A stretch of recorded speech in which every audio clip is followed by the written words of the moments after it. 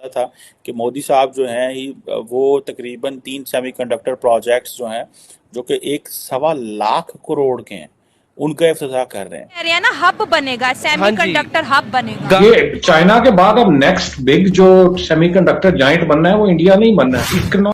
और आपको पता है कि इस हवाले से नरेंद्र मोदी ने बहुत ज़्यादा पैसा लगाया हुआ है, ठीक है, सेमीकंडक्टर्स में। ये टेक्नोलॉजी को जब आप अपने हाथ में ले लेते हैं ना, तो फिर तो आप दुनिया पे हुकूमत शुरू कर देते हैं। आज सेमीकंडक्टर इंडिया में अगर जिस तरह वो कह रहे हैं कि हब बन जाएगा, तो हम भी उस पर डिपेंडेंट हो जाएंगे। $10 बिलियन की इन्वेस्टमेंट इंडियन स्टेट कर रही है, बिकॉज उनको पता है कि इस चीज़ का कि सारे के सारे ये जितने भी अमेरिकन हैं या जो बाकी हैं ये सारे के सारे इसी चीज़ में आते हैं यहाँ पे। आज अगर आप कंपैरिजन करें पाकिस्तान का इंडिया के साथ, तो वो नहीं बनेगा। हम क्यों अपने लोगों को एक अच्छी ह्यूमन रिसोर्स नहीं कर सके? ठीक है, आप फौज से अपनी लड़ाइयाँ लड़ते रहें, आप बाकी सारा कुछ करते रहें और आपस में लड़ते रहें, लेकिन अवाम का भी तो कुछ सोचें। जय हिंद दोस्तों भारत बहुत ही जल्द सेमीकंडक्टर चिप मैन्युफैक्चरिंग का हब बनने जा रहा है और इसे देखकर चाइना अमेरिका जैसे देशों को मिर्ची लग रही है। ये वहाँ पर इन्वेस्टमेंट्स आती हैं, बड़ी बड़ी कंपनीज आती हैं, अपना पैसा लेके आती हैं, प्रोजेक्ट्स लगाती हैं, फिर यहाँ पे एक बिजनेस जो है डेवलप करती हैं, लोकल लोगों को वहाँ पर जो है जॉब्स मिलती हैं, फिर इस तरह से एक जो है अर्निंग का सिलसिला शुरू होता है, मुल्क से बेरोजगारी खत्म होती है। लेकिन हम ये देख रहे हैं कि पाकिस्तान में आता है तो IMF का लोन आता है, इसके अलावा इन्वेस्टमेंट नहीं आई। 5 सालों में देखे तो कितनी इन्वेस्टमेंट्स आई हैं यहाँ पर, कौन सी इंटरनेशनल ब्रांड, अमेरिका ने कितना इन्वेस्ट किया, रशिया ने कितना किया, UAE की बात कर लें, सऊदी अरब की बात कर लें। आप देख ले जितने भी कारोबारी बिजनेसमैन है वो एक्सपोर्ट्स पे जाते हैं, इम्पोर्ट्स पे कोई भी नहीं आता। वो कहते हैं जी हमें मुल्क से कोई मुफाद नहीं है, यहाँ पे हमारी बिजनेस स्टार्टअप दे ही नहीं रहा, ज़ीरो है।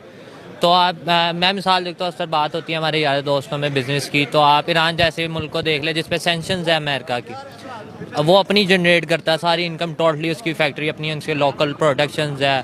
पेट्रोल आप वहाँ देख ले कितना सस्ता है, उसके बाद आप इलेक्ट्रिसिटी की सूरत हाल देख ले, ना फ्लक्चुएशन होने के बराबर ही नहीं है वहाँ। तो अब दरअसल हाल ही में भारत सरकार ने एक बटन दबाकर 3 सेमीकंडक्टर मैन्युफैक्चरिंग परियोजनाओं का उद्घाटन किया है। आपको बता दें कि मोदी सरकार अपने कार्यकाल में देश में 3 सेमीकंडक्टर मैन्युफैक्चरिंग फैक्ट्री लगवाने जा रही है, जिसमें से 2 फैक्ट्री गुजरात में और 1 फैक्ट्री असम में लगने जा रही है। इनमें से पहला semiconductor manufacturing plant Tata electronic private limited के द्वारा धोलेरा गुजरात में लगने जा रहा है, जिसमें टाटा कंपनी के द्वारा तकरीबन 91,000 करोड़ रुपए का निवेश होगा। इसके बाद CG पावर लिमिटेड के द्वारा सानंद गुजरात में सेमीकंडक्टर असेंबलिंग और टेस्टिंग प्लांट लगाया जा रहा है, जिसमें तकरीबन 7,500 करोड़ रुपए का निवेश होगा। इसी के साथ साथ तीसरा प्लांट असम के मोरी गांव में टाटा इलेक्ट्रॉनिक प्राइवेट लिमिटेड के द्वारा सेमीकंडक्टर की असेंबलिंग, टेस्टिंग, मार्किंग और पैकेजिंग के लिए लगाया जा रहा है, जिसमें टाटा कंपनी तकरीबन 27,000 करोड़ रुपए का निवेश करेगी। प्रधानमंत्री मोदी का कहना है कि आने वाला युग सेमीकंडक्टर का युग है और इस युग में सब कुछ सेमीकंडक्टर से ही चलेगा और सेमीकंडक्टर के बिना कुछ भी संभव नहीं होगा। तो इसीलिए भारत के मेड इन इंडिया सेमीकंडक्टर और डिजाइन इन इंडिया सेमीकंडक्टर पूरी दुनिया में सेमीकंडक्टर की जरूरत को पूरा करेंगे और दुनिया भर के विकास में भारत का एक बहुत ही प्रमुख योगदान देंगे। लेकिन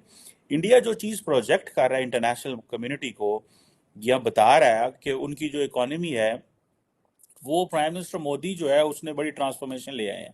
this is what they are telling के जी अब, and then there is a lot of data which is there. For example हर बंदा ये कह रहा है कि इट इज ग्रोइंग एट 8.5%। जो इसकी जो ग्रॉस डोमेस्टिक प्रोडक्ट है that was for the October December quarter जो थी, वो कहते हैं बहुत सारे इकोनॉमिस्ट इससे परेशान हो गए बिकॉज ये 8.4% पे थी। और बहुत सारे जो फोरकास्टर्स होते हैं जो इस तरह की चीज़ों को फोरकास्ट करते हैं, they thought that it will be around 7% for that quarter. और ये क्वेश्चन ये है कि अगर 8% या 8.4% पे जा रहा है, तो आप इमेजिन करें कि अमेरिका कितने परसेंट पे जा रहा है, चाइना कितने परसेंट पे जा रहा है। बट उनकी इकोनॉमी का साइज बड़ा है, इसलिए वो थोड़ा भी चलें तो दैट्स फाइन, क्योंकि इंडिया की इकोनॉमी अभी 4 ट्रिलियन पे है, अमेरिकन कहाँ पे अभी 20 ट्रिलियन 21 ट्रिलियन पे हो, तो फर्क तो होता ही है। बहरहाल ये जो as elections are coming, so India अपनी economy, defence, society, identity, religion, बहुत सारी चीज़ों के ऊपर एक कॉम्प्रिहेंसिव पैकेज दे रहा है, just to give the people of India an impression कि भाई you are in safe hands. अब ये जो क्वेश्चन है कि इंडिया की जो जो इकोनॉमी है कि ये फास्टेस्ट ग्रोइंग इकोनॉमी होगी मेजर G20 में, so all the G20 countries, that is why everyone wants to come. अगर आपको पता है G20 में सारे आए थे इंडिया के लिए, वो इसीलिए आए थे because they realized and they were told कि भाई this is a growing economy, we need to work with them.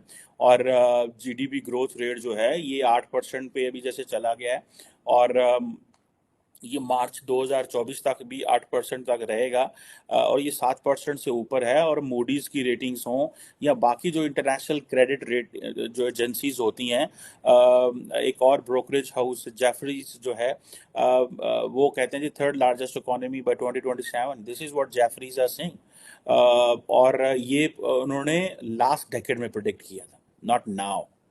So Jefferies जो कि ब्रोकरेज हाउस है, उन्होंने ये कहा। और जो इंडिया जो है वो 7% पे एनुअल जो ग्रोथ रेट है इन टर्म्स ऑफ, जिसे वो कहते हैं ना काफ़ी देर रहना, और 3.6 ट्रिलियन की होना, 5वें नंबर पे आना। और ये कहा जा रहा है कि नेक्स्ट 4 ईयर्स जो हैं 5 ट्रिलियन की इकोनॉमी हो जाएगी। This is what the again Jefferies are saying. And one important factor, favourable demographics, ये है कि आप अपनी ह्यूमन रिसोर्स मैन पावर को कैसे ट्रांसफॉर्म करते हैं और उन्हें क्या देते हैं। हमारे यहाँ जिसे साढ़े लीडर ने वो की करते हैं, वो कहते हैं बह जाओ ट्विटर ते फेसबुक ते फेक न्यूज़ बनाई जाओ और फैलाई जाओ, और उसका हम आपको 20-20 हज़ार देंगे, ठीक है, एंड देन 25-25 हज़ार देंगे। भाई आप अपने ह्यूमन रिसोर्स को इतना अवेयर कर दो कि ह्यूमन रिसोर्स के लिए अपॉर्चुनिटीज़ निकालो, ठीक है। सो इंडिया के अंदर इसमें कोई शक नहीं है कि एक बहुत बड़ी तादाद है जो कि ये जो डेवलपमेंट्स हो रही हैं इससे सिंक नहीं है, लेकिन ऑब्वियसली एक हिस्से को तो सिंक होना पड़ता है, तो दूसरा उससे अटैच होगा ना। सो ये जो क्वेश्चन है कि अभी $5 ट्रिलियन की इकोनॉमी हो जाएगी, और देन डेफिनेटली ये सवाल हैं जो पाकिस्तान की पॉलिटिकल क्लास से पूछे जाने चाहिए। What force them not to convert the Pakistani people as a good human resource? हम क्यों अपने लोगों को एक अच्छी ह्यूमन रिसोर्स नहीं कर सके? ठीक है, आप फौज से अपनी लड़ाइयाँ लड़ते रहें, आप बाकी सारा कुछ करते रहें और आपस में लड़ते रहें, लेकिन अवाम का भी तो कुछ सोचें। अवाम के लिए आपने क्या किया हुआ? ठीक है जी। आप देखें 960 मिलियन एलिजिबल वोटर है इंडिया के अंदर, ठीक है। तो जब अगर 960 मिलियन अगर एलिजिबल वोटर है इंडिया के अंदर, तो वो क्यों ना वो फिर अगर और वो 960 मिलियन वोट देता है अगर एक वजीर आजम को, तो वो क्यों ना कश्मीर का स्टेटस बदले, वो क्यों ना CAA क्या वो अपनी राय रखे, वो क्यों ना जो है वो करे जो उसका दिल करता है, बिकॉज उसको तो एक स्टेटस मिल गया, उसको तो ब्लैंक चेक मिल गया नरेंद्र मोदी को। और अगर इफ ही विन्स अगेन